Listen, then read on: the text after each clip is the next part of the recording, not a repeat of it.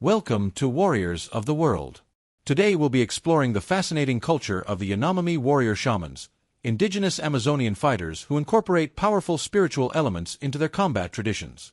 Subscribe now to join our community and support this project. Deep within the lush rainforests straddling the border between Brazil and Venezuela lives one of the largest relatively isolated indigenous groups in South America, the Yanomami. With a population of approximately 35,000 individuals spread across hundreds of scattered villages, these forest dwellers have developed a complex warrior tradition that defies conventional Western understanding of warfare by interweaving physical combat with sophisticated spiritual dimensions.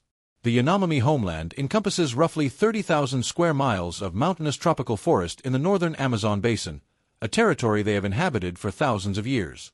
This challenging environment has shaped every aspect of their culture, including their unique approach to conflict and warfare. As anthropologist Napoleon Chagnon documented in his landmark study, Yanomami, The Fierce People, these communities have historically engaged in complex patterns of alliance and conflict with neighboring villages, creating a dynamic social landscape where both physical prowess and spiritual power determine survival. Unlike the professional standing armies of industrialized nations or even the dedicated warrior classes of many historical societies, the Yanomami approach to combat involves the entire male population, with virtually all able-bodied men expected to develop both fighting skills and varying degrees of spiritual knowledge. According to research by anthropologist Kenneth Good, who lived among the Yanomami for over a decade, this integration of martial and mystical training begins in childhood, when young boys learn to hunt with increasingly sophisticated weapons while simultaneously being introduced to the spiritual forces that the Yanomami believe animate the forest around them. What makes the Yanomami warrior tradition particularly distinctive is the central role of shamanism in their approach to conflict. As ethnobotanist Wade Davis has documented, Yanomami shamans, known as shapari, undergo intensive training to master techniques that allow them to communicate with and direct spiritual entities called hikura. These powerful spirits, invisible to ordinary eyes, are believed to be capable of traveling great distances to protect allies or harm enemies. This spiritual dimension transforms Yanomami conflicts into multi-layered engagements occurring simultaneously on physical and metaphysical planes. To comprehend the Yanomami approach to warfare, we must first understand the social organization that frames their conflicts. Yanomami communities are typically organized into shabonos, large, circular communal houses that may shelter between 30 and 200 individuals related through complex kinship networks. According to anthropologist Jacques Lizet, who conducted extensive fieldwork among the Yanomami beginning in the 1960s, these settlements function as autonomous political units, forming alliances or entering into conflicts based on a variety of social, economic, and historical factors. The basic social unit within Yanomami society is the extended family group, often centered around a senior male figure. These family groups, as documented by anthropologist Raymond Hames, frequently align into larger factions within villages, creating internal political dynamics that influence both internal disputes and external relations with other communities. While day-to-day leadership often falls to respected elders and accomplished hunters, during times of conflict, warriors with demonstrated physical prowess and spiritual power naturally assume more prominent roles. Intriguingly, Yanomami society lacks formal hierarchical leadership structures common to many warrior cultures. Anthropologist Brian Ferguson notes that while certain individuals may wield considerable influence through a combination of fighting skill, oratorical ability, and spiritual knowledge, their authority remains based on respect rather than formal power.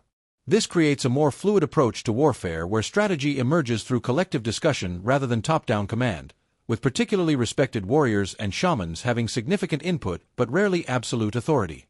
Marriages between different extended families and even between previously hostile villages play a crucial role in establishing alliances that shape patterns of conflict. Anthropologist Helena Valero, who lived among the Yanomami for 24 years after being captured in 1937, documented how strategic marriages frequently served to transform former enemies into allies, creating complex networks of obligation and support that could be mobilized during conflicts. These marriage alliances generate what anthropologists call a kinship diplomacy, that constantly reconfigures the landscape of potential conflict. Warfare itself serves multiple social functions beyond the obvious goal of defending territory or avenging perceived wrongs. As Lizet's research demonstrates, successful warriors gain significant social prestige that translates into greater influence within their communities and improved marriage prospects. Young men seeking to establish their reputations have strong incentives to demonstrate both physical courage and spiritual power through participation in raids and other aggressive encounters. This creates what anthropologists refer to as a prestige economy, where status accrues through demonstrated martial and spiritual abilities. The Yanomami warriors' physical arsenal combines sophisticated knowledge of forest materials with tactical approaches specifically adapted to rainforest environments. Their primary hunting and war weapon is the bow and arrow, crafted with a level of technical sophistication that reflects generations of accumulated knowledge.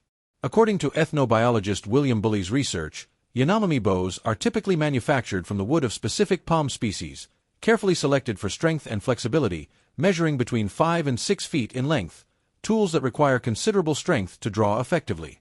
Yanomami arrows demonstrate remarkable specialization, with distinct designs for different purposes. Anthropologist Raymond Hames has documented at least 4 main arrow types: broad-headed arrows for large game and human targets, barbed arrows designed to lodge in the target, small bird arrows with blunt tips, and fishing arrows with multiple points. These arrows are crafted from reed shafts with hardwood points, sometimes enhanced with curare poison harvested from forest plants. The application of this poison, as documented by ethnobotanist Mark Plotkin, requires specialized knowledge traditionally held by elders, creating an intergenerational transmission of both technical skill and ritual knowledge. Beyond archery, Yanomami warriors traditionally employ clubs, spears, and more recently, machetes acquired through trade with outside societies. Anthropologist Kenneth Good observed that while these weapons might appear simple to outsiders, their effective use requires intimate knowledge of forest conditions, including understanding how humidity affects bough strings, which plant materials produce the most lethal poisons, and how to move silently through dense undergrowth to approach enemies undetected. Physical combat training begins early in Yanomami society. Young boys practice with miniature bows and blunt arrows, gradually developing the upper body strength and precision required for effective archery. According to anthropologist Raymond Hames, these skills are honed through both formal practice and practical application in hunting, creating warriors who can accurately hit targets at distances of 30 yards or more through dense forest canopy, a remarkable feat of skill under challenging conditions. Close-quarters combat techniques emphasize powerful striking and grappling methods suited to forest environments where movement is restricted. Anthropologist Napoleon Chagnon documented ceremonial chest-pounding and club-fighting duels that serve both as conflict resolution mechanisms and as training for more serious combat. These formalized contests allow young men to demonstrate courage and build pain tolerance while developing fighting skills that might later be needed in actual warfare. What truly distinguishes Yanomami warfare from many other indigenous combat traditions is the central role of shamanism and spiritual practice. For the Yanomami, physical confrontation represents only one dimension of conflict, complemented by equally important spiritual warfare conducted through the medium of trained shamans. Anthropologist Napolio Figueiredo documented how Yanomami communities view successful warfare as requiring both physical courage and the support of powerful Hikura spirits that can protect their own warriors while bringing misfortune to enemies.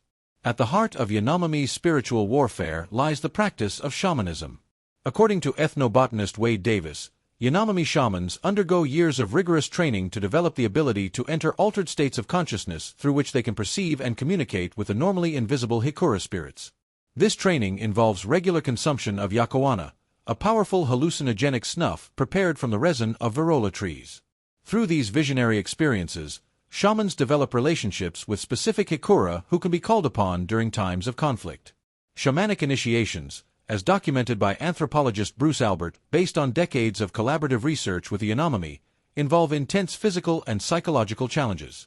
Apprentice shamans must endure days of fasting, social isolation, and repeated ingestion of powerful psychoactive substances under the guidance of experienced practitioners.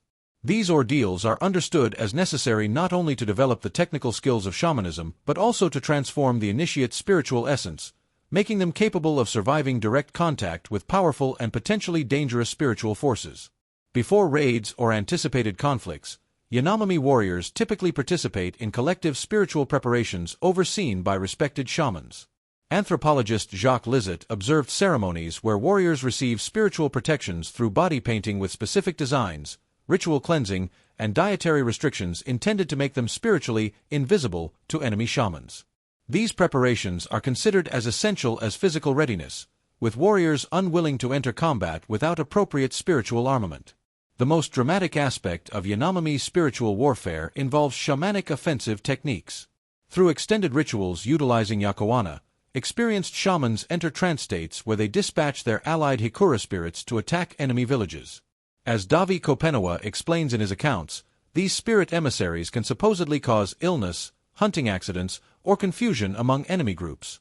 From the Yanomami perspective, unexplained illnesses or misfortunes in their communities are frequently interpreted as the results of spiritual attacks initiated by enemy shamans, creating a constant invisible battlefield that parallels and sometimes precedes physical confrontations.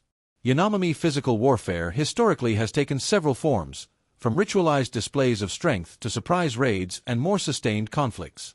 According to anthropologist Brian Ferguson, who has extensively studied patterns of indigenous warfare, Yanomami conflicts typically begin with perceived grievances related to accusations of theft, suspicions of spiritual attacks, disputes over women, or violations of complex social protocols. These grievances activate existing social networks, with related communities expected to provide support through alliance obligations. The most common form of physical conflict involves raids, wayomi, on enemy villages. As documented by Napoleon Chagnon, these operations typically involve small groups of warriors, usually fewer than 20, who travel secretly through the forest to attack enemy settlements, ideally at dawn when residents are still sleeping. The primary objectives of these raids include inflicting casualties on the enemy group, demonstrating courage and martial prowess, and sometimes capturing women. Significantly, these raids rarely aim at permanent territorial conquest or complete destruction of enemy communities, instead functioning within a complex system of ongoing relationships and conflict management. Preparations for raids involve both practical and spiritual dimensions. Anthropologist Kenneth Good observed war parties spending days planning their approach routes, creating temporary camps in the forest, and conducting spiritual ceremonies to ensure supernatural protection. Warriors would typically paint their bodies with red uruku and black jenipa dyes in patterns believed to provide spiritual protection and intimidate enemies. These preparations were considered essential for success, with raids sometimes being abandoned if negative spiritual omens were observed. The actual conduct of raids emphasizes stealth, surprise, and limited engagement rather than prolonged fighting. Anthropologist Raymond Hames documented how raiding parties would typically fire a volley of arrows into a village from concealed positions, engage briefly if confronted by defenders, and then strategically withdraw back into the forest. This pattern creates cycles of attack and counterattack that might continue for extended periods, with each side conducting occasional raids rather than seeking decisive battles. This approach minimizes casualties while maintaining the social and spiritual dynamics that underlie the conflict system. More formalized conflict resolution mechanisms exist alongside these raiding patterns. Anthropologist Jacques Lizet documented ritualized dueling practices where representatives from conflicting groups engage in chest-pounding contests or club fights under specific rules. These highly regulated confrontations allow communities to demonstrate strength and resolve grievances without resorting to potentially escalatory surprise raids. Such dueling practices serve important social functions, providing warriors opportunities to demonstrate courage while containing violence within manageable boundaries. Over recent decades, the traditional Yanomami warrior-shaman practices have faced unprecedented challenges from contact with outside societies and the resulting social, economic, and environmental transformations. Anthropologist Bruce Albert, who has worked with Yanomami communities since the 1970s, has documented how increased contact with Brazilian and Venezuelan national societies has introduced new dynamics that have profoundly impacted traditional conflict patterns and spiritual practices. The introduction of Western manufactured goods, particularly metal tools and, in some cases, firearms, has altered the material basis of Yanomami warfare. Anthropologist Brian Ferguson's research suggests that competition for access to these highly valued trade goods has sometimes intensified conflicts between communities with differential access to outside traders. Simultaneously, as traditional weapons are increasingly supplemented or replaced by machetes and occasionally firearms, the specialized knowledge associated with crafting traditional weapons and poisons has begun to diminish in some communities, representing a potential loss of cultural knowledge. Health crises have dramatically impacted traditional warrior-shaman practices. Epidemics of introduced diseases like measles, influenza, and malaria have devastated many Yanomami communities since intensified contact began in the 1960s. According to physician anthropologist François-Michel Letourneau, these health emergencies have disrupted traditional social patterns, in some cases killing experienced shamans before they could fully transmit their knowledge to younger practitioners. These demographic disruptions have weakened traditional knowledge transmission systems, including those related to spiritual warfare practices. The incursion of gold miners, garimperos, into Yanomami territory since the 1980s has created new sources of conflict distinctly different from traditional patterns. Anthropologist Alcida Ramos has documented numerous violent encounters between miners and Yanomami, introducing a form of conflict that operates outside indigenous cultural frameworks for managing violence. These asymmetrical conflicts with heavily armed outsiders have sometimes led to massacres, as in the notorious 1993 Haksamu massacre where miners killed 16 Yanomami, including women and children. Religious missionization has directly challenged traditional spiritual practices in some communities. Anthropologist Neil Whitehead noted that evangelical Protestant and Catholic missionary activities have sometimes specifically targeted shamanic practices for elimination, describing them as demonic or backward. In some communities, this has created internal divisions between those maintaining traditional spiritual practices and converts to Christianity who have abandoned them, weakening the unified cosmological framework that traditionally integrated spiritual and physical aspects of warfare. Despite the numerous challenges facing traditional Yanomami culture, their warrior-shaman tradition continues to demonstrate remarkable resilience and adaptability.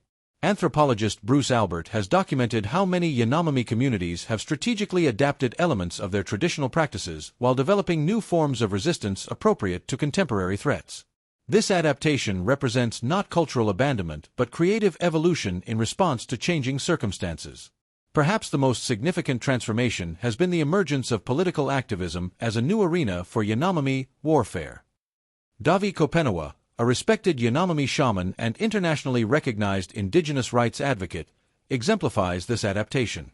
According to anthropologist Alcida Ramos, Kopenawa has effectively translated his traditional shamanic knowledge into political discourse that resonates with international human rights and environmental movements. His approach represents a sophisticated adaptation of traditional warrior-shaman values to contemporary political contexts. Many communities have maintained core spiritual practices while adapting them to changing circumstances. Anthropologist François Corbin-Artaud observed that even in communities with significant exposure to outside influences, shamanic practices continue, sometimes incorporating new elements while preserving essential cosmological frameworks. These adaptations demonstrate the dynamic rather than static nature of Yanomami spiritual traditions, which have always evolved in response to changing circumstances while maintaining their fundamental principles. The establishment of officially recognized Yanomami territories in Brazil and Venezuela represents a significant victory achieved through these new forms of struggle. According to legal anthropologist Paul Little, the 1992 demarcation of the Yanomami indigenous territory in Brazil, encompassing over 37,000 square miles, resulted from decades of strategic advocacy by Yanomami leaders and their allies. This territorial recognition provides a crucial foundation for cultural continuity, including traditional spiritual and warrior practices adapted to contemporary contexts. For broader global society, Yanomami warrior-shaman traditions offer valuable perspectives on the relationship between spiritual belief and conflict. Anthropologist Wade Davis argues that indigenous cosmologies like that of the Yanomami provide alternative frameworks for understanding human relationships with each other and the natural world. At a time when many societies struggle with disconnection from natural systems and search for more sustainable relationships with the environment, the integrated Yanomami approach to spirituality, warfare, and ecology offers potentially valuable insights. Subscribe now, become a member, turn on notifications, share this video with your friends, and leave a comment so we can compare our knowledge and sources. Thank you for following our channel. Until our next strategic journey, here at Warriors of the World.